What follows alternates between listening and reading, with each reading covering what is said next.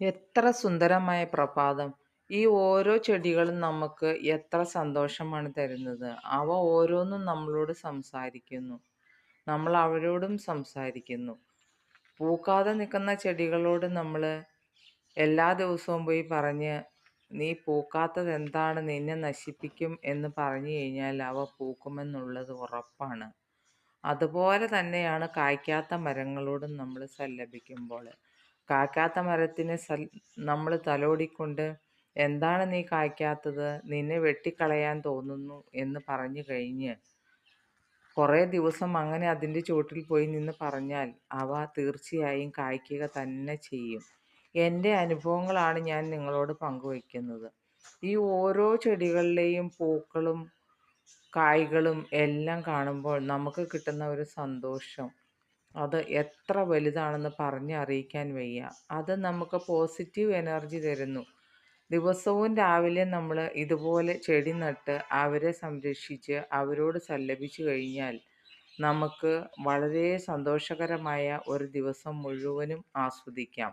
നമ്മൾ രോഗങ്ങളിൽ നിന്ന് വിമുക്തമാവുകയും ചെയ്യും.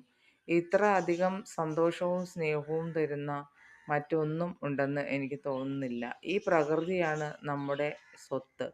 ഈ പ്രകൃതിയെ നശിപ്പിക്കാതെ നമ്മൾ ഒരുപാട് ശ്രദ്ധിക്കണം. പ്ലാസ്റ്റിക് മാലിന്യങ്ങളും മറ്റും വലിച്ചെറിഞ്ഞ് ഇവയെ നശിപ്പിക്കാതിരിക്കുക. ഇവരുടെ സംരക്ഷണം, ഇവരാണ് നമുക്ക് ശുദ്ധവായുവും ശുദ്ധമായ അന്തരീക്ഷവും സന്തോഷവും എല്ലാം നൽകുന്നത്. അതുകൊണ്ട് നമ്മൾ അവയെ നശിപ്പിക്കാതിരിക്കുക. ഒരു ചെടി തളിർത്ത് പൂത്ത് നിൽക്കുന്ന ഒരു ചെടിയെ വെട്ടിക്കളയാനായിട്ട് എത്രമാത്രം സങ്കടമാണെന്നോ എനിക്ക്. അത് എത്ര സന്തോഷം നമുക്ക് തന്നതാണെന്നുള്ള കാര്യം നമ്മൾ ഒരിക്കലും മറക്കരുത്. നമ്മൾ എപ്പോഴും നന്ദിയുള്ളവരായിരിക്കണം, സ്നേഹമുള്ളവരായിരിക്കണം, സഹകരണമുള്ളവരായിരിക്കണം.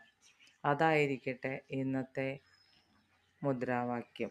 അപ്പോൾ നമുക്ക് ഈ പ്രകൃതിയെ സംരക്ഷിക്കാം. ഓരോ പുല്ലിനെയും, ഓരോ ചെടികളെയും, ഓരോ വൃക്ഷത്തെയും നമ്മുടെ ഭാഗമാക്കിക്കൊണ്ട് നമുക്ക് നല്ലൊരു നാളേക്കായിട്ട്, നല്ലൊരു ഭൂമിക്കായിട്ട്, നല്ലൊരു പ്ലാനറ്റിനായിട്ട് നമുക്ക് ഒരുപാട് ഒന്നിച്ച് മുന്നേറാം.